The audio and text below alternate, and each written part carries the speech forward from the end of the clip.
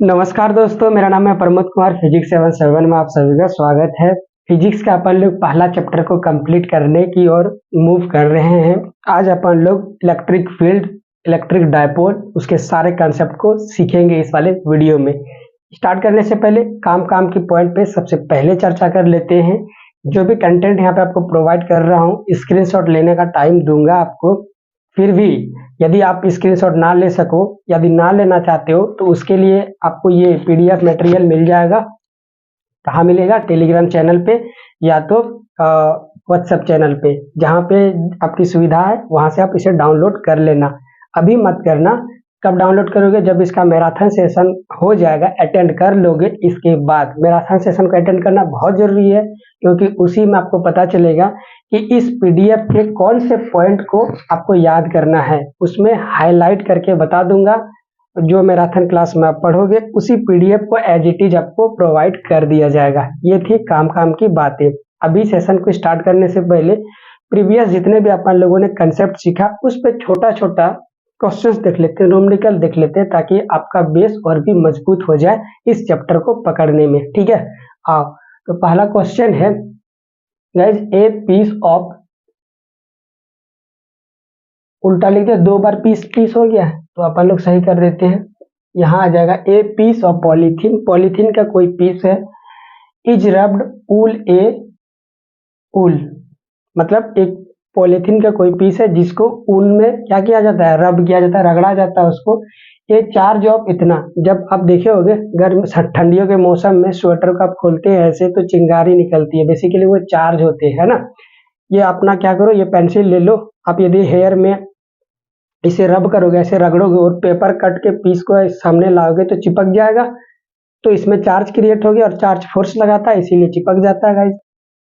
तो यही basic theory है इसके पीछे। तो कहता है कि एक पॉलीथीन को रगड़ा जाता है एक ऊन के किसी मटेरियल से, तब उसमें चार्ज क्रिएट हो जाता है। कितना? -2 × 10⁻⁻7 coulomb. Etch developed on polythene, polythene पे डेवलप हो जाता है। तो भाई चार्ज अपन लोग जानते हैं डेवलप किसके वजह से होता है। चार्ज आपका डेवलप होता है इलेक्ट्रॉन के ट्रांसफर की वजह से। ठीक है। What is the amount of electron transfer to polythene? यदि उसमें इलेक्ट्रॉन चार्ज डेवलप हो गया है तो कितना इलेक्ट्रॉन ट्रांसफर हो गया होगा, ये अपने को पता करना है। जैसे अपन लोग जानते हैं क्वांटाइजेशन रूल से पढ़े होंगे पिछले, Q = NE, बखूबी बहुत ही बेहतर ढंग से आपको समझाया था ये।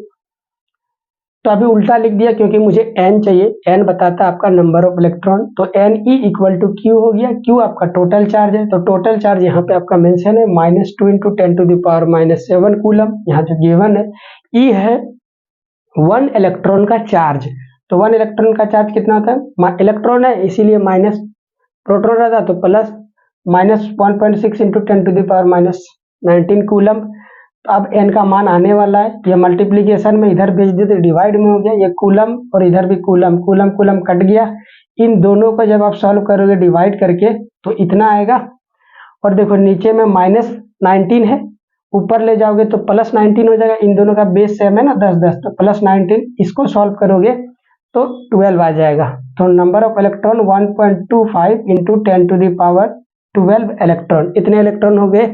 लेकिन अपन लोग जानते हैं कि इलेक्ट्रॉन को तो टुकड़ों में नहीं अपन लोग ला सकते, याद है ना क्वांटाइज।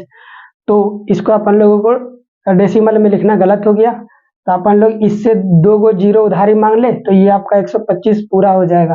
अपन लोग इसको सही कर देते हैं। इसका 2 गो 0 इधर ले लेंगे तो ये टोटल हो जाएगा 125, और इधर तो 2 ले चुके तो 10⁻10 हो जाएगा। अब अच्छा लग रहा है। अब पहले तो टुकड़ा में इलेक्ट्रॉन लग रहा था, अब टुकड़ा में नहीं लग रहा है। ये ओनली फॉर अंडरस्टैंडिंग के लिए है। इधर 10 है ना, इस टुकड़े को ये संभाल लेगा, तो ये भी ऑप्शन में आपको मिलेगा, ये भी मिलेगा, ज्यादातर ये देखने को मिलता है। ठीक है।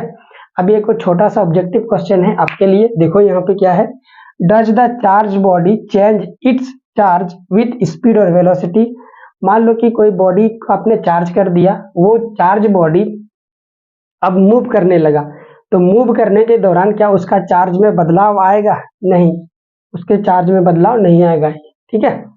चलो जी next question, find the number of electron to make a charge of 1 coulomb. Guys अपन लोग जानते हैं कि 1 इलेक्ट्रॉन पे कितना चार्ज होता है 1.6 into 10 to the power -19 coulomb. -19 है, देख रहे हो एक इलेक्ट्रॉन पे कितना कम चार्ज है, बहुत कम चार्ज है। सोचो ये -19 है, मतलब डिवाइड होके 10 की पावर 19 बार जीरो आएगा तब डिवाइड होगा, तो मतलब इतना छोटू सा चार्ज मिल रहा है एक इलेक्ट्रॉन पे।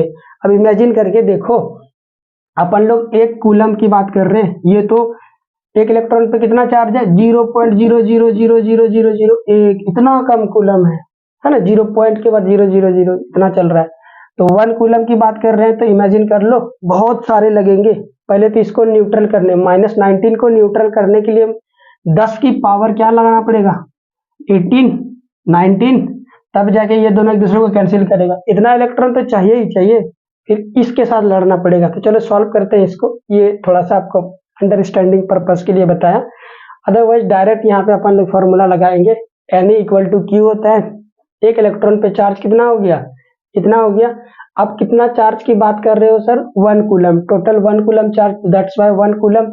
अब इसको इधर भेज दिया अपन ने, कूलम कूलम काट दिया, ये 10 की पावर 19 को ऊपर भेज दिए तो +19 हो गया। 1 बटा 1.6 को जब सॉल्व करेंगे तो आपका यहाँ पे आएगा 0.6, जब इसे सॉल्व करोगे तो यहाँ पे आएगा 0.062, तो एक जीरो इधर से ले लेंगे, यहाँ 19 है, एक जीरो इधर ले लेंगे तो ये पॉइंट सरक के इसके बीच में आ जाएगा ना, तो 6.2 और यहाँ 18 बच जाएगा। तो गाइस ये डायरेक्टली ऑब्जेक्टिव क्वेश्चन में आपसे पूछता है, डायरेक्टली पूछता है कि 1 कूलम चार्ज को जनरेट करने के लिए कितना इलेक्ट्रॉन की रिक्वायरमेंट होती है, तो इतना इलेक्ट्रॉन, इसे याद कर लोगे ना, ठीक है। चलो अगला क्वेश्चन चलते हैं, what is the effect of mass on mass of the body when charged.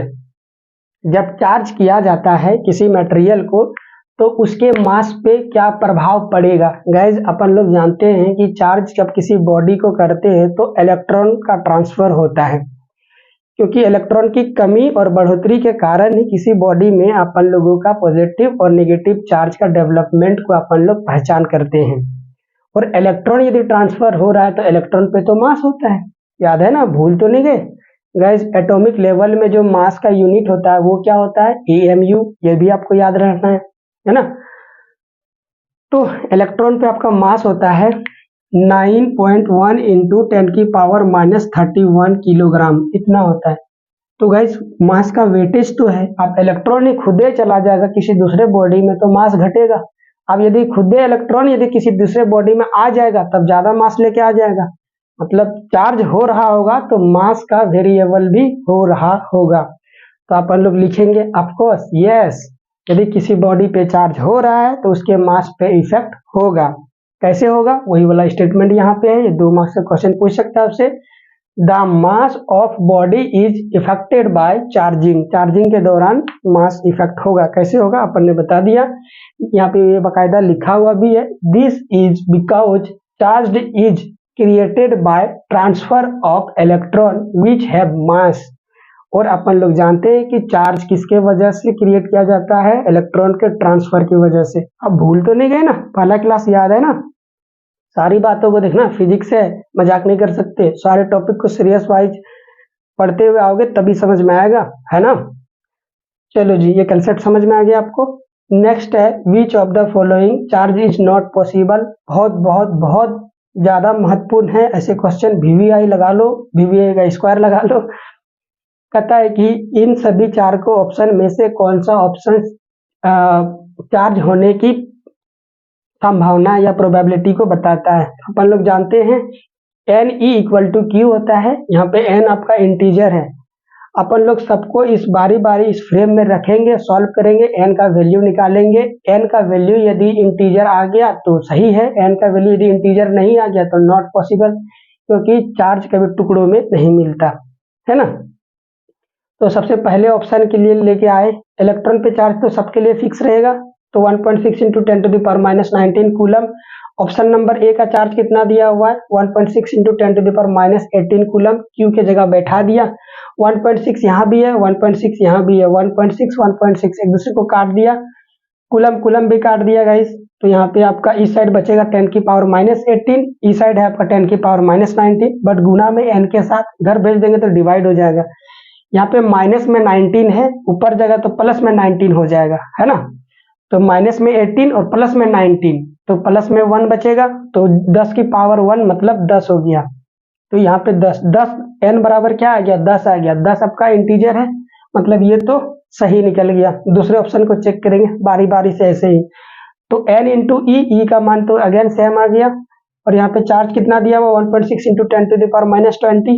इसको ले आए अपन लोग, 1.6 उड़ा दिया एक दूसरे को, कूलम कूलम भी उड़ा देगा, यहाँ पे लिखे नहीं है कोई दिक्कत नहीं। इधर बज रहा है 10 की पावर -20, इधर लिखेंगे ये डिवाइड होके जाएगा 10 की पावर -19, ये माइनस वाला ऊपर जाएगा तो प्लस जुड़ेगा इसमें, -20 प्लस 19, तो माइनस वाला की जीत हो जाएगी कितने से, 1 से। तो ऊपर बचेगा 10 की पावर -1, तो -1 नीचे आ जाएगा, तो 1/10 हो गया। 1/10 का मतलब होता है 0.1। ये तो टुकड़ा में आ रहा है, n का वैल्यू कैसा आ गया 0.1। ये तो इंटीजर नहीं है, ये तो डेसिमल है, इंटीजर में तो डेसिमल आते नहीं है।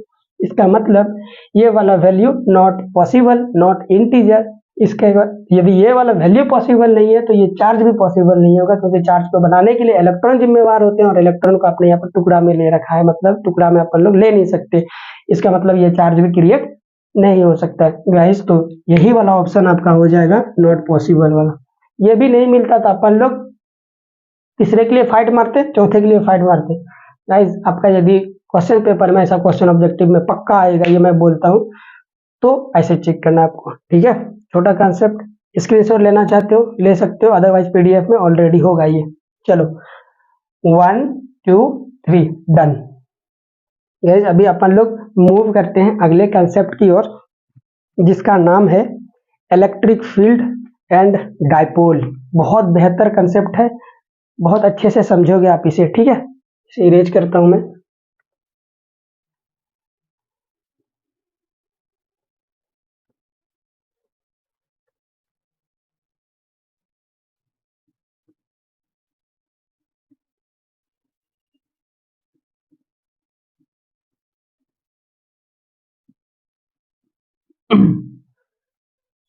गाइस अभी कल अपन लोग कूलम्स लॉ सीखे थे। कूलम्स लॉ में अपन लोगों ने देखा कि ये एक चार्ज है, पॉइंट चार्ज Q1 मान लिया इस पे, और एक दूसरा चार्ज है Q2 मान लेता हूँ, ये Q2। अपन लोग जानते थे गाइस, कल अपन ने देखा भी था कि जैसे जैसे इन दोनों के बीच की दूरियां को बढ़ाऊंगा ना, तो इसके दोनों के बीच का फोर्स कम होता जाएगा। जैसे जैसे दूरी को कम करूंगा फोर्स बढ़ता जाएगा। तो लॉजिकली आप सोच के देखो, इसके लिए इस पे फोर्स लगाने का कोई तो मैक्सिमम दायरा होगा, कोई तो मैक्सिमम दूरी होगा जहां तक ये फोर्स लगा सकते, क्योंकि फोर्स तो घटते जा रहा है कूलम्स लॉ के अकॉर्डिंग। याद है ना, भूल तो नहीं गए, पक्का याद रखना है ना, गड़बड़ हो जाएगी फिर समझने में। क्योंकि कूलम्स लॉ का फॉर्मूला था inversely proportional to R square. F और आर का रिलेशन उल्टा है, दिख रहा है ना। मतलब आर को जैसे जैसे बढ़ाऊंगा, आर को बढ़ाऊंगा, आर को कैसे बढ़ा सकता हूँ, दूर लेके जाऊंगा, दूर लेके जाऊंगा तो आर बढ़ेगा, तो आर बढ़ेगा तो ये क्वांटिटी बढ़ेगी, ये वाला बढ़ेगी, तो एक से डिवाइड करने वाला, डिवाइड करके जो रिजल्ट आएगा वो वाला छोटा आएगा। जैसे देखो आप 1/2 है, ये आपका कितना आएगा 0.5। गाइस 1/10 कर दो तो ये कितना आएगा 0.1। देख रहे हो आप, नीचे वाला क्वांटिटी को बढ़ा दिए तो 0.1 आ गया, हेक्रो से छोटा आ गया 0.5 से, मतलब नीचे वाला को बढ़ाऊंगा तो भाई ओवरऑल क्वांटिटी घटेगी, है ना। इनवर्सली उसी को बोलते हैं इनवर्सली प्रोपोर्शनल। अच्छा ये वाली बात समझ में आ गई, तो अब इसमें सोच के बताओ आप, जैसे जैसे दूर लेके जाऊंगा फोर्स घटेगा, तो भाई इसके लिए कोई तो ऐसा मैक्सिमम दायरा होगा, मैक्सिमम दूरी होगा जहां तक ये मिनिमम फोर्स लगा सकता है। उससे थोड़ा सा भी आगे और बढ़ जाऊंगा ना, तो ये इस चार्ज पे फोर्स लगा ही नहीं सकता, बिल्कुल खत्म हो जाएगा। मान लो वो वाला दूरी कहाँ है, dot dot dot dot dot, यहाँ यहाँ के जस्ट पहले यहाँ आता है, तो इसका ना इस पे थोड़ा सा फोर्स लगता है, बहुत थोड़ा सा ऐसे पकड़ के। जैसे ही इस पॉइंट पे आते हैं, अगर इस पॉइंट से आगे, तो Q1 बिल्कुल इसके इफेक्ट से दूर हो जाता है। ओके समझ में आ गया।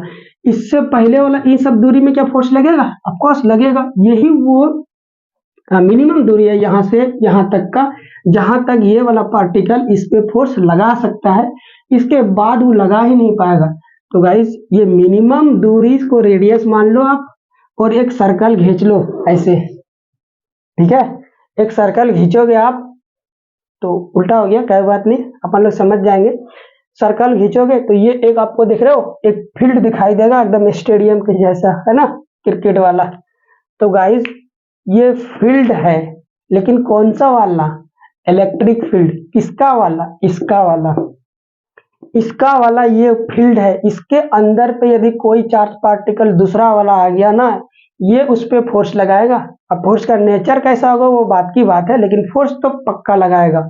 गाइस इसी फील्ड को अपन लोग बोलते हैं इलेक्ट्रिक फील्ड, ठीक है। तो पहला पॉइंट पे अपन लोग लिखेंगे कि इलेक्ट्रिक फील्ड क्या चीज है। तो अपन लोग यहाँ पे लिखेंगे, हमारा टॉपिक क्या चल रहा है? टॉपिक चल रहा है इलेक्ट्रिक फील्ड। इलेक्ट्रिक फील्ड यहाँ पे लिखेंगे it is the resign around या surrounding any charge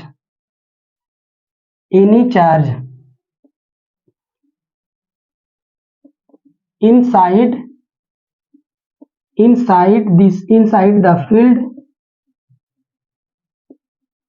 This charge can exert electric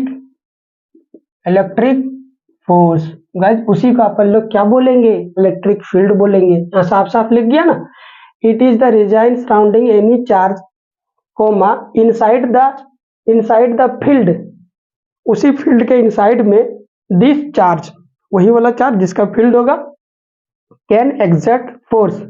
कैसा वाला फोर्स? इलेक्ट्रिक फोर्स एग्जर्ट कर सकता है। उसी रीजाइन को अपन लोग क्या बोलेंगे? इलेक्ट्रिक फील्ड बोलेंगे, ठीक है।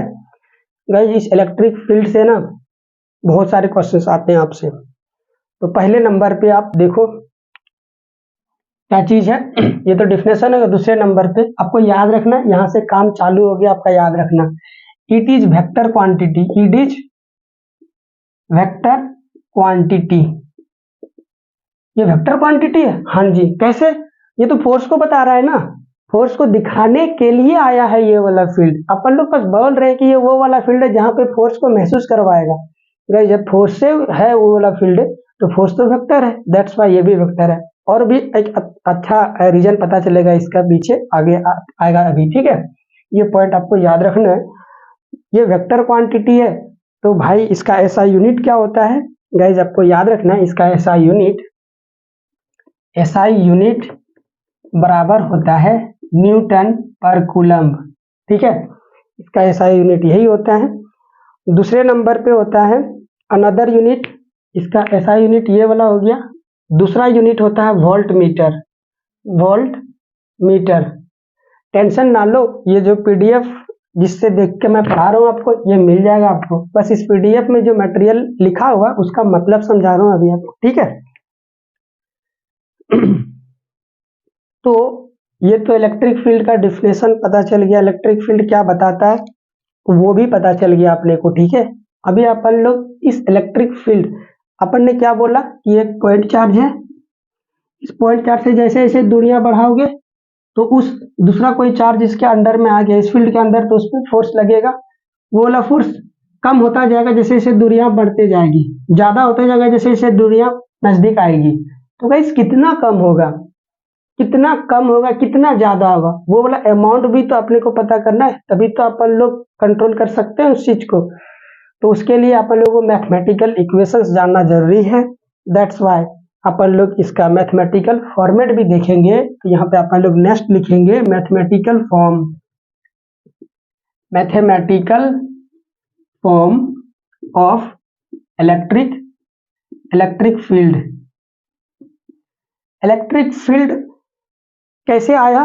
क्योंकि वो किसी दूसरे को फोर्स महसूस करवाता है गाइज। उसी को, जिसको वो फोर्स महसूस करवाता है ना, उसी के टर्म पे अपन लोग मैथमेटिकल डिफिनेशन दे के रखे हैं, जिसको वो फोर्स महसूस करवाएगा। तो अपन लोग ऐसे बोलते हैं कि किसी चार्ज पे जिस पे आपका फोर्स लग रहा है उस पे जितना फोर्स लग रहा होगा उसी को अपन लोग बोलते हैं इलेक्ट्रिक फोर्स। दूसरा तरीके से इसको पढ़ते हैं, फोर्स पर यूनिट चार्ज। एक यूनिट चार्ज पे जितना आपका इलेक्ट्रिक फोर्स लग रहा होगा उसे अपन लोग उस पॉइंट का जिस पॉइंट पे आप चेक करना चाहते हो उस पॉइंट का क्या बोलेंगे, इलेक्ट्रिक फील्ड बोलेंगे। गाइस आप लॉजिकली देख सकते हो और समझ सकते हो, है ना। इधर देखो आप, मान लेते हैं गाइस ये वाला पॉइंट आपका Q1 है, यहाँ पे जो फोर्स होगा वो बड़ा स्ट्रांग होगा। यहाँ दूरियां बढ़ाओ, फोर्स कम, ये वाला फोर्स सबसे ज्यादा स्ट्रांग इन दोनों के बीच का। गाइस यहाँ लेके आओ जाओ दूसरे चार्ज पार्टिकल को, तीसरे, अच्छा जिसको लेके जा रहे हैं ना उसका नाम दे देते हैं ना, उसको टेस्ट बोल देते हैं भाई, तुरंत नाम टेस्ट चार्ज रख देते हैं क्योंकि तुम ही टेस्ट करवा रहे हो कि कहाँ कहाँ कितना कितना फोर्स लग रहा है। तो टेस्ट चार्ज को Q0 दिखा दे, Q0 हो गया, तुम ये Q0 हो गया। गाइस Q0 को इससे और थोड़ा दूर लेके जाओ, तब जो फोर्स आएगा इन दोनों के बीच में वो F3 होगा जो इससे भी कम होगा। अच्छा ये तो समझ में आ गया कि यूनिवर्सली प्रोपोर्शनल चल रहा है। तो गाइस ये फोर्स का वैल्यू देख रहे हो बदल रहा है, तो हर एक पॉइंट पे फोर्स का मान बदलेगा। चार्ज तो आपका वही है, टेस्ट चार्ज ये Q0 है ना। तो गाइस इलेक्ट्रिक फील्ड भी बदलेगा। तो इलेक्ट्रिक फील्ड कैसे बदलेगा, जैसे फोर्स बदल रहा है। तो गाइस जितना नजदीक आओगे किसी चार्ज का इलेक्ट्रिक फील्ड उतना तगड़ी वाला लगेगा, जितना दूर जाओगे उतना कम लगेगा। कैसे कैसे देखो ना, यहाँ पे फोर्स लिखा हुआ है और फोर्स अपन लोग जानते हैं कि डायरेक्ट कम होता है, दूरियां बढ़ाएंगे तो फोर्स कम होगा, और यहाँ डायरेक्ट रिलेशन है इसका। ओके गॉट इट, ये बात समझ में तो आ गया। ठीक है गाइस, तो अपन लोग यहीं से इसका इस न्यूटन कूलम का एसआई यूनिट को निकाले हैं। देखो यहाँ पे एन फोर्स का यूनिट क्या होता है, न्यूटन, और क्यू का यूनिट क्या होता है, कूलम। तो न्यूटन कूलम यहीं से आया है। ठीक है, आगे चल के कहीं पे आप देखोगे कि वोल्ट मीटर भी होता है, उसे याद कर लेना, आपको पक्का याद कर लोगे ना। चलो जी ठीक है। तो गाइस मान लो कि कहीं किसी किताब में या फिर किसी क्वेश्चन में आपका दिया हुआ है कि इलेक्ट्रिक फील्ड इतना है, कितना है क्वेश्चन में, इलेक्ट्रिक फील्ड आपका दिया हुआ है E बराबर 10 न्यूटन पर कूलम इलेक्ट्रिक फील्ड दिया है। अपने को जानना है कि Q0 पे कितना फोर्स लगेगा। तो अपन लोग क्या करेंगे, Q0 को इधर भेज दो और इलेक्ट्रिक फील्ड का मान दिया हुआ है, तो इस फॉर्मूला से अपन लोग देख सकते हैं कि फोर्स बराबर Q इंटू ई VVI। तो इलेक्ट्रिक फोर्स और ये क्या हो गया, इलेक्ट्रिक फील्ड। ठीक है, तो गाइस आप देख सकते हो यदि कहीं पे इलेक्ट्रिक फील्ड आ रहा होगा, वो कैसे आएगा अभी देखेंगे अपन लोग। इलेक्ट्रिक फील्ड आ रहा होगा और उस पर यदि अपन लोग चार्ज पार्टिकल को रखेंगे तो चार्ज पार्टिकल अभी फोर्स महसूस करेगा, यही वाला फोर्स F1 F2 F3।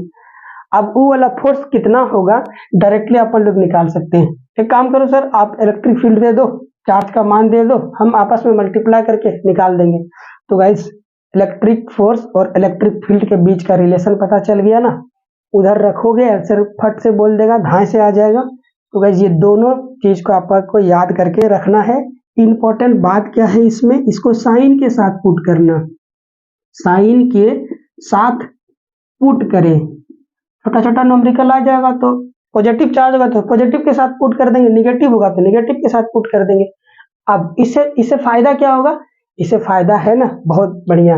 आओ ठीक है गाइस, अपने को पता कैसे चलेगा कि ये वाला जो इलेक्ट्रिक फील्ड है वो किधर वेक्टर है, बताया। इधर देखो वेक्टर क्वांटिटी है, ये रहा वेक्टर क्वांटिटी है, तो वेक्टर क्वांटिटी की तो डायरेक्शन होती है। तो गाइस अपने को पता कैसे चलेगा कि इस वाले क्वांटिटी का, इस वाले चार्ज का जो फील्ड है उस फील्ड का डायरेक्शन कहाँ होगा। तो उसके लिए अपन लोग याद रखते हैं दो चार कंसेप्ट, उस कंसेप्ट को याद रखिएगा। अभी देखिए ठीक है, तो direction of electric field, direction of electric field, direction of electric field. यदि हमारा चार्ज Q है पॉजिटिव, यदि चार्ज हमारा निगेटिव है, तो गाइज इलेक्ट्रिक फील्ड का जो डायरेक्शन होगा इससे बाहर की ओर होगा। क्या बोला, इससे बाहर की ओर होगा, और यदि निगेटिव है तो इसकी ओर होगा। तो अभी मुझे नीड है बाहर को दिखाने के लिए कुछ तो डायग्राम, यहाँ पे मुझे नीड है अंदर आते हुए डायरेक्शन को दिखाने के लिए कुछ तो डायग्राम। जैसे अपन लोग वेक्टर के शुरुआत से सीखते आए हैं, यदि वेक्टर को डायरेक्शन दिखाना होता अपन लोग, याद है ना, एक तीर चला देते हैं ऐसे, यही तीर अपन लोग यहाँ पे दिखाएंगे, इस पे तीर बाहर की ओर निकाल दो, मतलब इस पे जो इलेक्ट्रिक फील्ड है वो कहाँ की ओर है, बाहर की ओर है। इस पे इलेक्ट्रिक फील्ड किधर की ओर है, अंदर की ओर है। चारों तरफ से अपन लोग ऐसे दिखा सकते हैं, क्योंकि चारों तरफ से रेडियस बनाएगा, याद है ना शुरुआत वाला, रेडियस का सर्कल बनाएगा गाइस ऐसा, ठीक है गाइस ऐसा।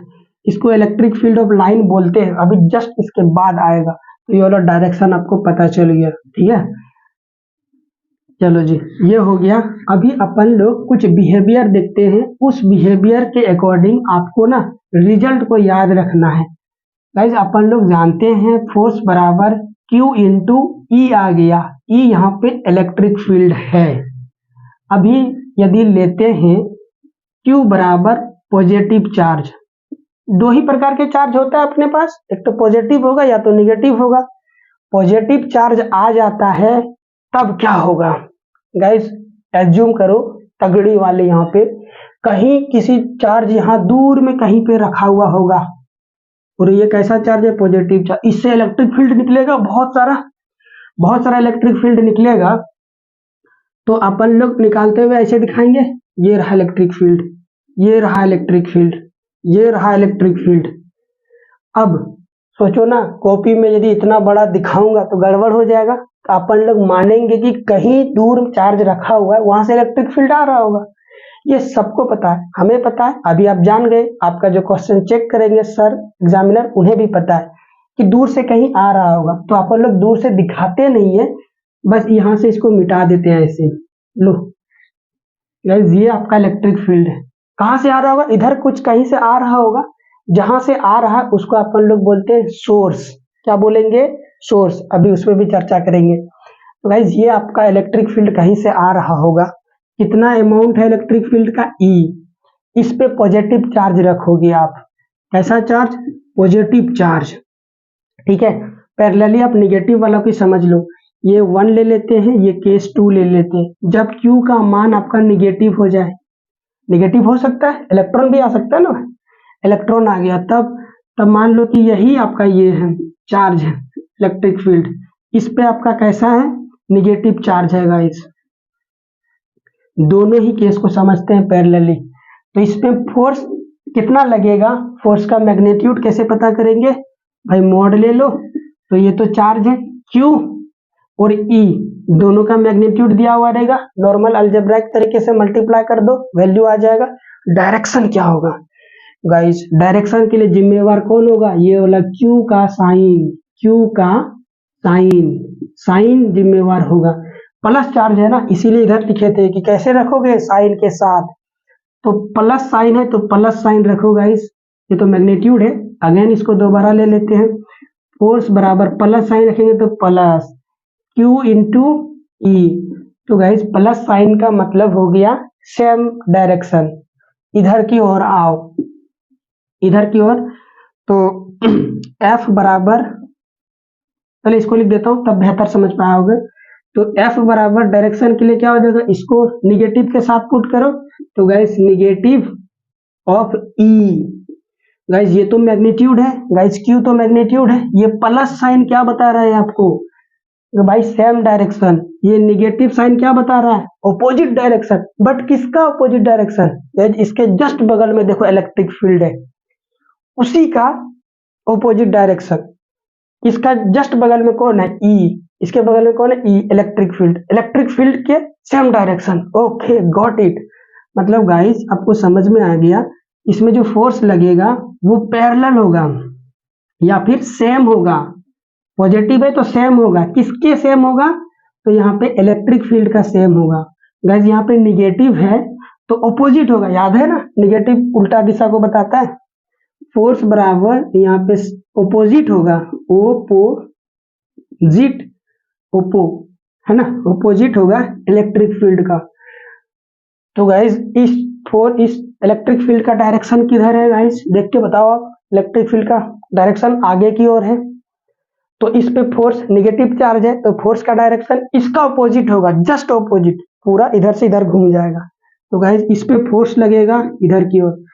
अब सोच के बताओ आप, जिस पे जिधर फोर्स लगता है उधर न जाएगा कि उसका ऑपोजिट चल जाएगा, जिधर फोर्स उधर डिस्प्लेसमेंट, तो ये वाला पार्टिकल करने जाएगा बताओ इधर, इलेक्ट्रिक फील्ड का ऑपोजिट डायरेक्शन में। बस एगो ऑब्जेक्टिव क्वेश्चन आपका यहीं से पूछेगा कि इलेक्ट्रिक फील्ड में इलेक्ट्रॉन का चार्ज इलेक्ट्रिक फील्ड के सेम डायरेक्शन में होता है या ऑपोजिट डायरेक्शन में होता है। तो यहाँ पे देख सकते हो फोर्स ऑपोजिट डायरेक्शन में लग रहा है, तो गाड़ी भी उधर न चलेगी जिधर फोर्स लग रहा है ना, तो इधर जाएगा। ये वाला याद रखेगा, छोटू सा कंसेप्ट याद रखना आपको। पॉजिटिव चार्ज रहेगा तो सेम डायरेक्शन होगा इलेक्ट्रिक फील्ड का। पॉजिटिव चार्ज इसमें रखेंगे इलेक्ट्रिक फील्ड में किसी का, तो इस पे फोर्स किधर लगेगा, आगे की ओर। तो पॉजिटिव चार्ज किधर मूव करेगा, जिधर फोर्स लग रहा है, और फोर्स किधर लग रहा है, फील्ड की ओर, मतलब फील्ड की ओर ये पार्टिकल दौड़ना चालू कर देगा, खट खट खट खट ऐसे। इलेक्ट्रॉन फील्ड के ऑपोजिट साइड में दौड़ना चालू कर देगा, है ना, जिधर फोर्स उधर डिस्प्लेसमेंट। ये तो बचपन से जानते हो ना भाई। ये डब्बा है, इस डब्बा को यदि आप आगे ठेलोगे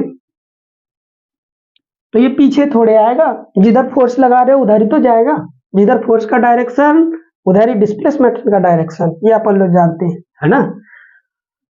तो ये छोटा छोटा कंसेप्ट गाइस आपको याद रखना है, जो आपको याद हो गया होगा। ऑब्जेक्टिव क्वेश्चन में डायरेक्टली आपसे पूछ लेगा ऐसे कि पॉजिटिव चार्ज इलेक्ट्रिक फील्ड में किस ओर जाएगा, किस ओर फोर्स लगता है, जैसे भी कुछ। स्क्रीनशॉट लेना चाहते हो क्या, कोई कोई जरूरी नहीं है, आपको पीडीएफ दे दिया जाएगा, है ना। चलो जी डन गाइस, अभी अपन लोग छोटे छोटे पॉइंट की ओर चर्चा करते हैं। सबसे पहला पॉइंट है इलेक्ट्रिक फील्ड। जो जो चार्ज आपका इलेक्ट्रिक फील्ड प्रोड्यूस कर रहा था ना, जो चार्ज इलेक्ट्रिक फील्ड प्रोड्यूस कर रहा होगा तो जरूर वो पॉजिटिव चार्ज रहा होगा, क्योंकि पॉजिटिव चार्ज से बाहर निकलता है। तो इसको अपन लोग बोलते हैं सोर्स चार्ज, क्योंकि यही बना रहा है, क्रिएट कर रहा है इलेक्ट्रिक फील्ड। दूसरा इंपॉर्टेंट वाइज, तो इस किसी इलेक्ट्रिक फील्ड में किसी चार्ज का जो इलेक्ट्रिक फील्ड बनने का जो रफ्तार है ना, जैसे अपन लोग बल्ब यहाँ पे दबाया, ये आपका स्विच है, यहाँ पे दबाओगे तो ये वाला बल्ब खट से जल जाता है। कितना टाइम लेता है बल्ब जलने में, यहाँ से यहाँ करंट पाने में कितना टाइम लगेगा, बहुत बहुत बहुत कम।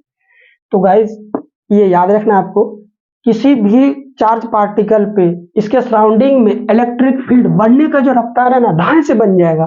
वो कितना रफ्तार से बनता है, जितना रफ्तार आपका लाइट का होता है, लाइट का रफ्तार याद है ना, उतना स्पीड से ये बन जाता है, तुरंत फट से बन जाता है। तो ये वाली बात भी आपको याद रखना है। इसका नाम है सोर्स चार्ज, जो इलेक्ट्रिक फील्ड क्रिएट करता है।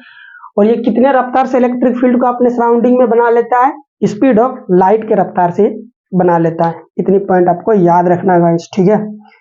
अभी अपन लोगों ने इलेक्ट्रिक फील्ड निकाल लिया। इलेक्ट्रिक फील्ड देखो यहाँ पे, फोर्स बराबर Q इंटू ई। इलेक्ट्रिक फील्ड क्या है, क्वेश्चन वाला देगा, ठीक है। यदि आप सवाल ऐसे आपसे डायरेक्टली छोटा इलेक्ट्रिक फील्ड दे के तो निकाल देगा, इलेक्ट्रिक फील्ड दे देगा तो आप फोर्स निकाल लोगे, लेकिन वो आपसे डेरिवेशन पूछेगा, इस इलेक्ट्रिक फील्ड को निकालने का तरीका आपसे वो जानना चाहता है गाइस। तो वो डेरिवेशन आपको याद होना चाहिए। आप ध्यान से सुनो कैसे निकालेंगे। सभी का डेरिवेशन आपको याद नहीं रखना है, बहुत हजारों क्वेश्चन होते हैं, हजारों क्वेश्चन का याद नहीं रखना है। कुछ गिने चुने क्वेश्चंस हैं जिसका डेरिवेशन को आपको याद रखना है। बहुत आसान तरीका है। फोर्स निकालना अपन लोग जानते हैं, कूलम लॉ से निकाल लेंगे। उसको क्या चीज से डिवाइड कर देंगे, क्यू से डिवाइड कर देंगे, इलेक्ट्रिक फील्ड आ गया। फोर्स निकालना जानते हो आप, है ना, कूलम लॉ से। तो गैस पहला क्वेश्चन, तो ये इलेक्ट्रिक फील्ड को निकालने का अपने पास दो तरीका है। कितने तरीके हैं, दो तरीके। तो उस दोनों तरीके को अपन लोग देखते हैं बारी बारी से, ठीक है।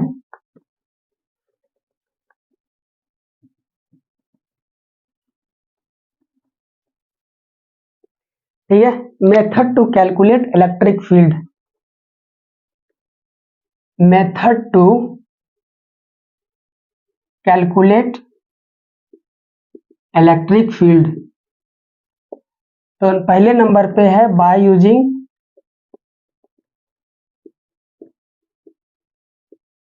कूलम्स लॉ, और दूसरे नंबर पे है by using Gauss law. Gauss law guys, दुनिया वाला इसको एप्लीकेशन ऑफ गॉस भी बोलते हैं। इसी को जब इलेक्ट्रिक फील्ड निकालोगे ना, तो किसके दायरे में रह के निकाल रहे हो आप? गॉस के अकॉर्डिंग निकाल रहे हो, तो उसको बोलेंगे गॉस का एप्लीकेशन। ठीक है, ऐसे भी क्वेश्चन मतलब सिलेबस में मेंशन है आपका। तो गॉस का जब थ्योरम पढ़ेंगे तब, अभी अपन लोग कूलम को तो जानते हैं, तो कूलम के अकॉर्डिंग निकालेंगे। तो पहला क्वेश्चन में कभी कभी आपसे ये पूछ लेता है कि कैलकुलेट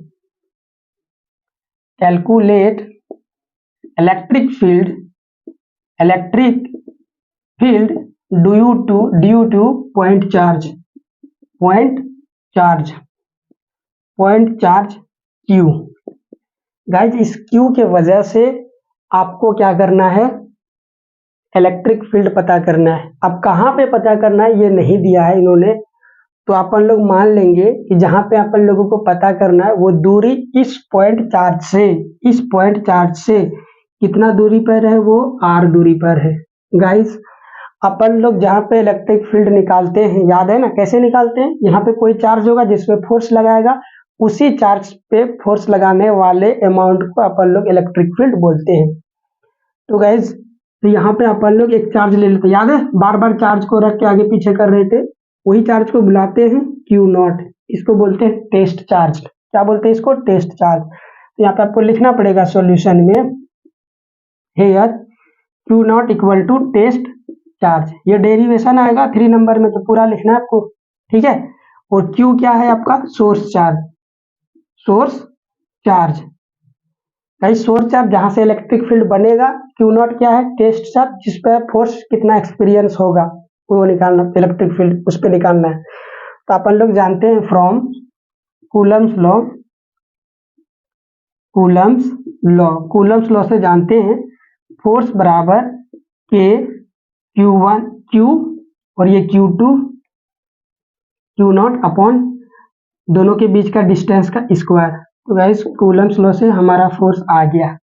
ठीक है, और ये इक्वेशन नंबर 1 हम लोग यहाँ लिखेंगे। अगेन वी नो, अपन लोग दोबारा से जानते हैं क्या?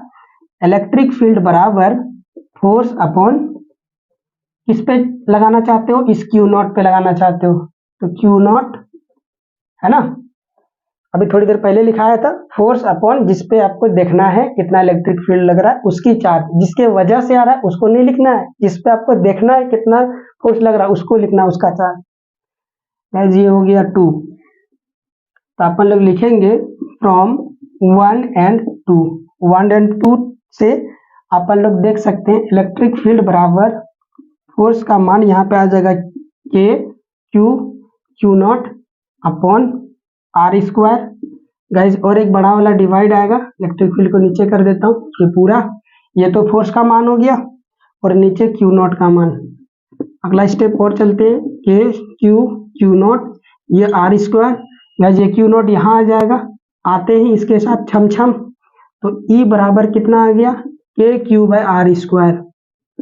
गाइस, 3 मार्क्स का क्वेश्चन यदि आपसे पूछेगा कि किसी पॉइंट चार्ज की वजह से इलेक्ट्रिक फील्ड कितना होगा, इतनी सारी बातें आपको लिखना है।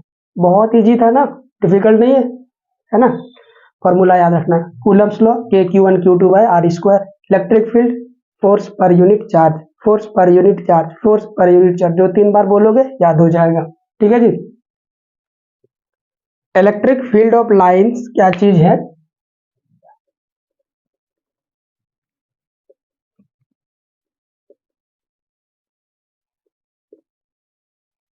शॉर्ट फॉर्म में इलेक्ट्रिक से ई उठा लो, फील्ड से एफ उठा लो, लाइन से एल उठा लो, और एस से एस उठा लो। तो E F L S short form में इसको बोलते हैं electric field of lines. Guys, अभी अपन लोग सीखे कि किसी चार्ज की वजह से इलेक्ट्रिक फील्ड या तो बाहर की ओर जाएगा या तो अंदर की ओर आएगा, ये इलेक्ट्रिक फील्ड का डायरेक्शन है। तो उसी फील्ड के डायरेक्शंस को दिखाने के लिए अपन लोग इमेजिनरी लाइन का इस्तेमाल करते हैं। किसका इस्तेमाल करते हैं? इमेजिनरी लाइन का। वो लाइन ना बहुत कुछ अपने को बताता है, इलेक्ट्रिक फील्ड का मैग्नीट्यूड, इलेक्ट्रिक फील्ड का बिहेवियर कैसा है, दूर जाता हुआ है कि पास आता हुआ है, और भी बहुत कुछ इंफॉर्मेशन देता है। तो आपसे ना वो वाला इलेक्ट्रिक फील्ड के बारे में छोटा छोटा जानकारी 2 नंबर में पूछ लेता है, तो वो भी आपको याद रहना चाहिए। ठीक है, देखो तो सबसे पहले ये है क्या चीज? ये वर्चुअल लाइन है, हमारा एजम्पशन है, हमारा मानना है, इमेजिनरी लाइन है। ये दिखता नहीं है आंखों से, लेकिन होता है, क्योंकि इफेक्ट अपने को दिख रहा है। तो जहां तक इफेक्ट है उसको दिखाने के लिए किताबों में अपन लोग एक लाइन बना देते हैं। यदि किताब में खाली जगह छोड़ देंगे तो फिर अपने को तो समझ में नहीं आएगा। और वो लाइन जैसे जैसे बढ़ता है ना, वो लाइन बहुत कुछ अपने को जानकारी देता है। ये केवल इलेक्ट्रिक फील्ड का डायरेक्शन ही नहीं, बहुत इंपॉर्टेंट अच्छी अच्छी बातें बताता है गाइस। तो उन सारे अच्छी अच्छी बातों को देख लेते हैं।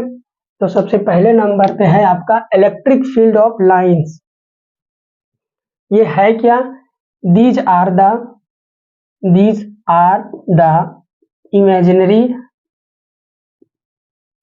imaginary lines which are used to represent electric field को रिप्रेजेंट करने के लिए ये इमेजिनरी लाइन का इस्तेमाल करते हैं अपन लोग। ठीक है, इमेजिनरी लाइन बोल लो या हाइपोथेटिकल लाइन बोल लो, बात बराबर है गाइज। दूसरा तरीका इसे अपन लोग बोल सकते हैं, it is diagrammatic representation of electric field. जब फोटो वगैरह बनाने चालू करते हैं ना मैथ में, तो उसे अपन लोग डायग्रामेटिक बोलते हैं, ग्राफ बोलते हैं। तो ग्रामेटिकल रिप्रेजेंटेशन है, ऐसे आप समझ सकते हो। ठीक है, तो इस इलेक्ट्रिक फील्ड का प्रॉपर्टी आपसे पूछेगा, है ना। चलो तो प्रॉपर्टी देख लेते हैं। Properties of EFLS। गाइस सबसे पहले नंबर का प्रॉपर्टी है, यदि पॉजिटिव चार्ज है तो इसका डायरेक्शन किधर होगा? बाहर की ओर होगा इलेक्ट्रिक फील्ड का। तो गाइस इससे बाहर की ओर हम लोग लाइन बना देते हैं ऐसे। ठीक है, ये समझ में आ गया आपको। दूसरे नंबर का प्रॉपर्टी है, यदि निगेटिव चार्ज है तो इसके अंदर की ओर डायरेक्शन रहेगा, तो इसको अंदर की ओर तीर बुला देते हैं ऐसे। आ जाओ जी, ये दोनों इंडिविजुअल चार्ज थे। ठीक है, ये पॉजिटिव चार्ज, ये नेगेटिव चार्ज। गाइस बिल्कुल दो पॉजिटिव और नेगेटिव चार्ज आमने सामने ही रखा हुआ है, तब क्या होगा? तब बिल्कुल ऐसा होगा। ये पॉजिटिव चार्ज है, ये नेगेटिव चार्ज है। गाइस यहां से आपका इलेक्ट्रिक फील्ड निकलेगा, क्या होगा? यहां से इलेक्ट्रिक फील्ड निकलेगा बाहर की ओर। ये बाहर की ओर निकला, बाहर की ओर निकलने ही वाला था, लेकिन इस पे क्या होगा? इलेक्ट्रिक फील्ड लगेगा, अपनी ओर आएगा, तो यही वाला इलेक्ट्रिक फील्ड इधर की ओर आ जाता है। यहाँ से बाहर निकल के इस पे जाता है। आप डायरेक्टली ऐसे याद कर लो कि पॉजिटिव से बाहर निकल के निगेटिव में जाता है। ये आसान है, इसके गहराई में नहीं जाते, ये समझ में भी आ गया, आपको याद भी हो गया। ठीक है गाइस, अभी और चलते हैं अगला प्रॉपर्टी 1 2 3 4 प्रॉपर्टी में चलते हैं कि दो वो इलेक्ट्रिक फील्ड ना इसको अपन लोग ऐसे बोलते हैं कि electric field originate from positive charge. Originate हो रहा है ना, यहाँ से निकल रहा है, इसको ऐसे बोलेंगे। And terminate in negative charge, negative पे जाके खत्म हो रहा है। तो यहाँ पे आप ऐसे देख सकते हो, ओरिजिनेट हो रहा है मतलब कहाँ से जनरेट हो रहा है? पॉजिटिव चार्ज से। टर्मिनेट कहाँ पे होता है? नेगेटिव चार्ज पे। ऑब्जेक्टिव क्वेश्चन में छोटा छोटा क्वेश्चन पूछेगा तो बता दीजिएगा ना, कहाँ से निकलता है? पॉजिटिव से, जाके खत्म कहाँ होता है? नेगेटिव पे। ठीक है, आओ जी। अच्छा एक बात बताओ, इधर की ओर चौथा नंबर पे ले लेते हैं, एक पॉजिटिव चार्ज ले लेते हैं, एक नेगेटिव चार्ज ले लेते हैं। इसको क्वेश्चंस के थ्रू समझेंगे, इसमें नहीं, है ना। चौथा प्रॉपर्टी में आप ये देख लो कि गाइस टेंथ में भी आपने ये याद किया होगा कि electric field lines never cut each other, एक दूसरे को कभी कट नहीं करते, है ना। या फिर क्या बोलते हैं उसको? इंटरसेक्ट। वो इंटरसेक्ट नहीं करते हैं एक दूसरे को। ठीक है, कट को आप लोग इंटरसेक्ट बोल सकते हैं। उससे पहले आप देखो ना, और एक पॉइंट आपको बताना है, आओ जरा दिखाता हूँ गाइज। सपोज करो ये सोर्स चार्ज है पॉजिटिव, यहाँ से आपका एक इलेक्ट्रिक फील्ड निकल रहा है, कहीं से इलेक्ट्रिक फील्ड आ रहा होगा, मान लो ये पॉजिटिव चार्ज है, यहाँ से इलेक्ट्रिक फील्ड आ रहा होगा। तो इस इलेक्ट्रिक फील्ड पे यदि आप टेंजेंट खींचोगे ना इस पॉइंट पे, तो इस पॉइंट पे जैसे टेंजेंट खींचोगे, ये टेंजेंट आपको बताएगा इस पॉइंट पे, इसी पॉइंट पे, इस पॉइंट पे इलेक्ट्रिक फील्ड का डायरेक्शन। यदि आप इस पॉइंट पे किसी टेस्ट चार्ज को रखोगे तो ये इस पे फोर्स लगेगा और वो फोर्स करने लगे चल जाएगा इस टेंजेंट की ओर, यहाँ से इधर की ओर बाहर उड़ जाएगा इसमें। तो किसी पॉइंट पे आपका क्या, किसी इलेक्ट्रिक फील्ड का किसी पॉइंट पे यदि टेंजेंट खींचते हैं, टेंजेंट क्या होता है, एक छूता हुआ लाइन होता है कर्व सरफेस को, ये छूता हुआ लाइन आपका टेंजेंट है। तो उसी पॉइंट का डायरेक्शन बता देता है टेंजेंट, ठीक है। अब वो डायरेक्शन इधर भी हो सकता है, इधर भी हो सकता है, वो तो डिपेंडिंग ऑन कि आपका चार्ज कैसा है, ठीक है। उल्टा बोल दिया गाइस, वो तो फोर्स का डायरेक्शन बता दिया। इलेक्ट्रिक फील्ड का डायरेक्शन जिधर होगा उधर ही इलेक्ट्रिक टेंजेंट का डायरेक्शन हो जाएगा, ठीक है। चलो अभी अपन लोग अगला पॉइंट प्रॉपर्टी सीखते हैं।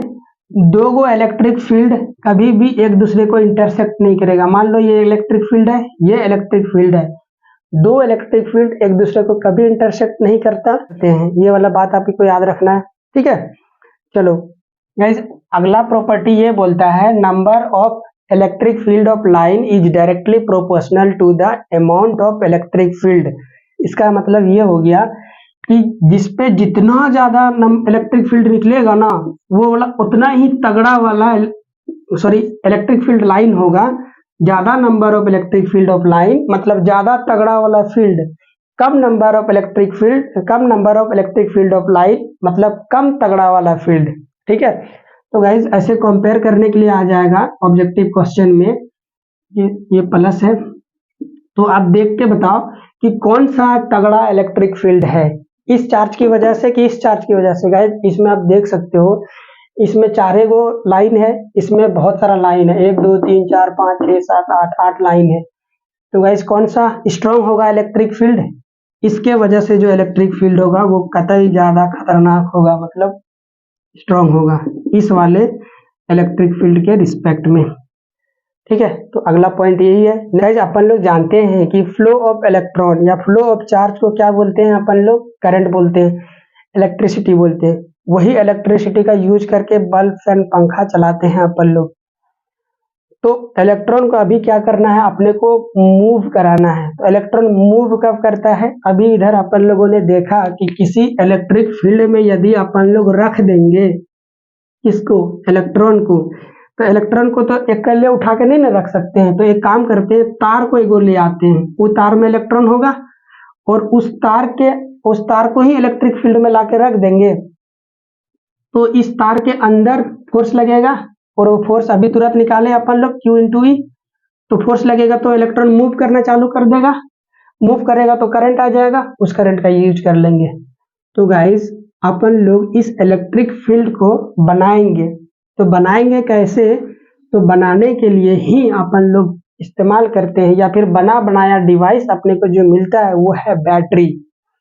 बैटरी पे क्या होता है गाइस, इलेक्ट्रिक फील्ड होता है। बैटरी क्या चीज से बना होता है, केमिकल से। आपने केमिस्ट्री में एक चैप्टर पढ़ा होगा इलेक्ट्रोलाइट, इलेक्ट्रोलाइट, इलेक्ट्रोलाइट ही है ना, हो सकता है मैं गलत बोल रहा हूँ, मुझे एग्जैक्टली याद नहीं आ रहा है, बहुत दिन हो गए ना पढ़े हुए। तो इलेक्ट्रोलाइट शायद एक केमिस्ट्री में टॉपिक है जहाँ पे आप एनोड कैथोड ये सब बारे में पढ़ते हो, बैटरी कैसे काम करता है, कौन सा केमिकल उसमें मिलाया जाता है, ठीक है। तो गाइज उसमें बैटरी क्या काम करता है, बैटरी काम करता है इलेक्ट्रिक फील्ड क्रिएट करने का। अब बैटरी में इलेक्ट्रिक फील्ड आता कहाँ से है, तो गाइज बैटरी में केमिकल होता है। तो केमिकल इलेक्ट्रिक फील्ड बनाने में मदद करता है, हाँ जी, केमिकल इलेक्ट्रिक फील्ड कैसे बनाता है गाइज, क्योंकि उसके अंदर एक होता है पॉजिटिव चार्ज, एक होता है निगेटिव चार्ज। कैसे, मान लो गाइज आपने एक बैटरी बनाया, ये वाला बैटरी में ये पॉजिटिव चार्ज है, ये नेगेटिव चार्ज है, ठीक है। इसके अंदर अपन लोग केमिकल मिलाते हैं, एक केमिकल मिला लिया HCl, कौन सा केमिकल अंदर मिला लिए, HCl मिला लिए। HCl को तोड़ के देखो अंदर, तो HCl को जब तोड़ोगे तो H में प्लस चार्ज होता है गाइस, और Cl में कितना होता है, नेगेटिव चार्ज। ये हर कोई जानता है ना, केमिस्ट्री आप जानते हो, तो इतना छोटी बात तो जानते ही होंगे आप। तो गाइज ये वाला ओवरऑल पॉजिटिव चार्ज, ये वाला ओवरऑल नेगेटिव चार्ज। तो गाइज ये पॉजिटिव चार्ज हो गया, फिजिक्स में इसको H नहीं लिखेंगे, केमिस्ट्री में अपने को नहीं जाना, अपने को बस मतलब है कि इसमें पॉजिटिव चार्ज होता है तो पॉजिटिव लिख दिया। क्लोरीन में नेगेटिव चार्ज होता है तो गाइज नेगेटिव चार्ज होता है। और ये दोनों ना HCl टुकड़ों में नहीं मिलते, एक साथ मिलते हैं। तो एक साथ मिलेंगे तो बिल्कुल पास पास मिलेंगे गाइज, HCl बिल्कुल पास पास रहेगा, ठीक है।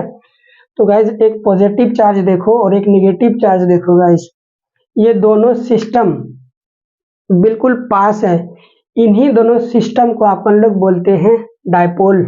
क्या बोलेंगे, डायपोल। ये क्या करता है गाइज, ये डायपोल ही जिम्मेवार है इलेक्ट्रिक फील्ड को क्रिएट करने में। यदि बैटरी के अंदर डायपोल की कैपेसिटी कम है, डायपोल बहुत कम है, HCl बहुत कम है, तो बैटरी में इलेक्ट्रिक फील्ड कम, मतलब बैटरी में धारा कम जाएगा, करंट कम जाएगा। जी पकड़ में आया। तो आपसे सवाल क्या क्या पूछेगा सबसे पहले तो इस इलेक्ट्रिक डायपोल का परिभाषित करें, डिफाइन करो। अब क्योंकि इलेक्ट्रिक डायपोल अपने को पता चल गया कि ये इलेक्ट्रिक फील्ड बनाएगा, तो आपसे यह पूछेगा कि इलेक्ट्रिक फील्ड कितना बनाएगा, वो वाला बताओ। तो अपन लोगों को वो भी आना चाहिए कि इलेक्ट्रिक डायपोल कितना इलेक्ट्रिक फील्ड बना सकता है। गाइज अपन लोग कल वाले कंसेप्ट में सीखे थे, इधर कूलम्स लॉ को सीखने से पहले इलेक्ट्रिक फोर्स, जहाँ पे अपन लोग सीख रहे थे कि इलेक्ट्रिक फोर्स जो है वो कैसा नेचर है। फोर्स का नेचर ही आपका कंजर्वेटिव है। जो कंजर्वेटिव फोर्स है, देखो यहाँ पे E बराबर क्या आ गया, Q into F by E, F by Q. ये फोर्स कैसा है, कंजर्वेटिव है। मतलब अपन लोग इस डायपोल से क्या बनाने का कोशिश कर रहे हैं, इलेक्ट्रिक फील्ड। इलेक्ट्रिक फील्ड से क्या आ जाएगा, फोर्स आ जाएगा। और ये फोर्स कैसा है, कंजर्वेटिव। कंजर्वेटिव फोर्स है तो गाइस वहां पे पोटेंशियल भी अपन लोग डिफाइन कर सकते हैं। अब ये पोटेंशियल कैसे डिफाइन कर सकते हैं, पोटेंशियल एनर्जी, वो आगे आने वाले दिनों में सीखेंगे। लेकिन अपने को इतना जरूर पता चल गया कि यदि कोई डायपोल इलेक्ट्रिक फील्ड बनाने के लिए जिम्मेवार है तो वो इलेक्ट्रिक फील्ड के वजह से फोर्स लगेगा, और फोर्स का नेचर कैसा होगा, पोटेंशियल कंजर्वेटिव नेचर होगा। और कंजर्वेटिव नेचर का फोर्स जहां भी लगता है वहां पे पोटेंशियल एनर्जी स्टोर होता है। तो दो चीजों के लिए रिस्पॉन्सिबल होगा ये अपना डायपोल। डायपोल क्या चीज, इलेक्ट्रिक फील्ड बनाने में रिस्पॉन्सिबल हो गया, पोटेंशियल एनर्जी स्टोर करवाने में भी ये रिस्पॉन्सिबल रहता है। तो गाइस दोनों सवाल लंबे लंबे क्वेश्चन में आपसे पूछ लिया जाता है कि इलेक्ट्रिक डायपोल की वजह से पोटेंशियल कितना होगा, इलेक्ट्रिक डायपोल की वजह से इलेक्ट्रिक फील्ड कितना होगा। तो आप इमेजिन करके देखो गाइस, यहाँ पे क्या एक गो HCl होगा, बहुत सारा HCl होगा ना, बहुत सारा, करोड़ों HCl होंगे। तो एक गो डायपोल की वजह से अपने को पता चल जाए कि कितना हो रहा है, तो करोड़ों के रिस्पेक्ट में अपन लोग नेट निकाल सकते हैं। तो जितना ज्यादा डायपोल मोमेंट अच्छा वाला मटेरियल, मतलब जिसकी ऐसा मटेरियल इसमें डाल रहे हैं, ऐसा लिक्विड डाल रहे हैं, ऐसा केमिकल डाल रहे हैं जिसकी डायपोल मोमेंट बहुत ज्यादा स्ट्रॉन्ग है, जो इलेक्ट्रिक फील्ड को क्रिएट करवाने में बहुत ज्यादा कंट्रीब्यूशन देती है, अपना वेटेज देता है, तो वो वाला केमिकल का इस्तेमाल करके यदि बैटरी बनाएंगे तो बहुत दिन तक टिकेगा। ओके, डायपोल रिस्पॉन्सिबल है इलेक्ट्रिक फील्ड के लिए और पोटेंशियल, ये बात समझ में आ गई। इसीलिए डायपोल को पढ़ना बहुत जरूरी है गाइस, ठीक है। डायपोल को समझने का और भी अच्छा तरीका है, बट ये वन ऑफ द बेस्ट था जो आप समझ गए, ठीक है। अब ज्यादा इसमें दिमाग नहीं लगाते, अब डायरेक्ट आते हैं इलेक्ट्रिक डायपोल की ओर। आओ, तो आपसे 2 नंबर का ऑब्जेक्टिव क्वेश्चन में ही पूछ लेगा, what do you mean by electric dipole. Electric dipole से आप क्या समझते हैं। यहाँ पे टाइटल लिखेंगे इलेक्ट्रिक डायपोल, मोमेंट कर देते हैं डायरेक्ट, इलेक्ट्रिक डायपोल मोमेंट, ठीक है। दोनों अलग अलग चीज है, इलेक्ट्रिक डायपोल अलग चीज है, इलेक्ट्रिक डायपोल मोमेंट अलग। तो sorry, excuse me guys. Electric dipole ऐसा सिस्टम को बोलेंगे गाइस जिसमें एक तो पॉजिटिव चार्ज हो और एक निगेटिव चार्ज हो और बिल्कुल पास पास हो, तो उसको अपन लोग बोलते हैं, उस सिस्टम को बोलेंगे इलेक्ट्रिक डायपोल, ठीक है। और यदि इलेक्ट्रिक उसका मैग्नीट्यूड और दोनों के डिस्टेंस को यदि अपन लोग मल्टीप्लाई कर देंगे दोनों के बीच का डिस्टेंस को, तो वो जो मैग्नीट्यूड आएगा उसी मैग्नीट्यूड को अपन लोग बोलते हैं इलेक्ट्रिक डायपोल मोमेंट। तो पहले नंबर पे इलेक्ट्रिक डायपोल मोमेंट, अब मोमेंट ही सीख लो आप, इलेक्ट्रिक डायपोल मोमेंट। तो पहले नंबर पे आपको सीखना है it is vector, vector quantity, vector quantity guys. तो ये वाला सिस्टम आपको याद रखना है, जो सिस्टम बना रहे हैं। देखिए ना HCl था ना, बिल्कुल पास, एगो HCl दूर न रहेगा, एगो HCl ही नहीं रहेगा, तो फिर कोनो काम का है नहीं। HCl तो तबे ना HCl बोलेंगे जब वो दोनों बिल्कुल पास रहेगा, बॉन्ड को वैलेंट बॉन्ड बना के रहेगा तभी तो। इसीलिए अपन लोग बोलते हैं ये दोनों चार्ज ना बिल्कुल पास पास है, तो इसीलिए सिस्टम को बोलते हैं ये पास पास सिस्टम है। और एगो पॉजिटिव चार्ज है और एगो नेगेटिव चार्ज है। कमाल की बात यह है गाइस कि इसमें जो चार्ज होता है ना वही चार्ज इसमें होता है। दोनों के बीच का डिस्टेंस को अपन लोग मान लेते हैं, मैंने क्या माना है, R माना है। मान लेते हैं दोनों के बीच का डिस्टेंस कितना है, R है। तब जो इलेक्ट्रिक डायपोल मोमेंट को, अच्छा इलेक्ट्रिक डायपोल मोमेंट को दिखाते कैसे हैं वो पहले लिख देता हूँ। It is represented by P, P से दिखाते हैं क्योंकि वेक्टर क्वांटिटी है इसीलिए एरो लगाएंगे। तो गाइज दूसरे नंबर पे इसका मैग्नीट्यूड क्या होगा, मैग्नीट्यूड, तो इसका मैग्नीट्यूड होता है P बराबर Q इंटू E, दोनों के बीच का डिस्टेंस Q, ये चार्ज Q, ये चार्ज दोनों का सेम है, तो किसी एक का ले लो आप, उसको ले लिया, दोनों के बीच के डिस्टेंस से मल्टीप्लाई कर दिया। गाइस ये वाला होता है आपका मैग्नीट्यूड। अब बात आती है वेक्टर क्वांटिटी है तो डायरेक्शन भी होगा। अब डायरेक्शन कहाँ होगा ये डायपोल मोमेंट का, वो आपको याद रखनी है, ठीक है। इसका डायरेक्शन होता है नेगेटिव से लेकर पॉजिटिव चार्ज की ओर। कहाँ से कहाँ होता है इसका डायरेक्शन, नेगेटिव से पॉजिटिव की ओर, ठीक है। तो नेगेटिव से पॉजिटिव की ओर तो इसका डायरेक्शन होगा इधर की ओर, नेगेटिव से पॉजिटिव की ओर। तो डायरेक्शन में यहाँ पे लिखेंगे अपन लोग, डायरेक्शन में बराबर negative charge to positive charge, negative charge to positive charge, ठीक है जी। ये वाला गाइस याद रहेगा आपको, पक्का, प्रॉमिस। चलो मैग्नीट्यूड कैसे निकालते हैं, डायरेक्शन कैसे निकालते हैं, ये सारी बातें हो गई। ये दोनों चार्ज को ज्यादा दूर में नहीं लेके जाना है, मिलीमीटर सेंटीमीटर मिलीमीटर से माइक्रोमीटर के डिस्टेंस पे रहता है सब, मान के चलो, ठीक है। चलो जी, तो इलेक्ट्रिक डायपोल आपने सीख लिया, ठीक है।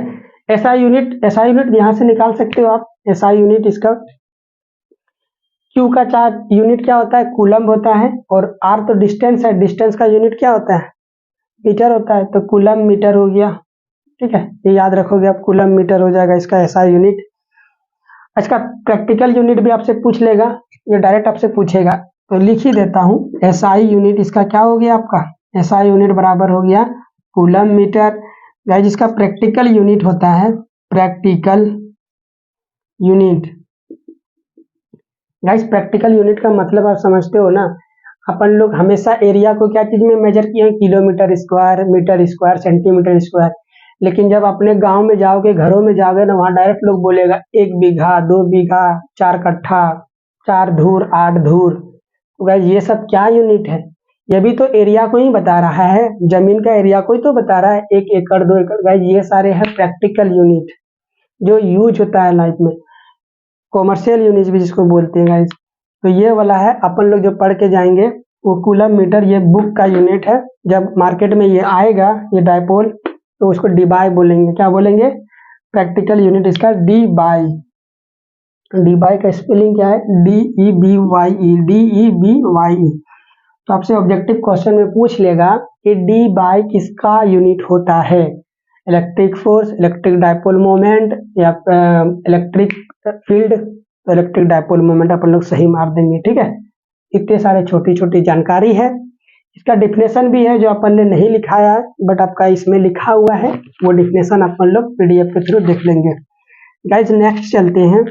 अब calculate electric field due to electric dipole. Electric dipole की वजह से इलेक्ट्रिक फील्ड कितना होता है, ये अभी अपने को कैलकुलेट करना है, ठीक है।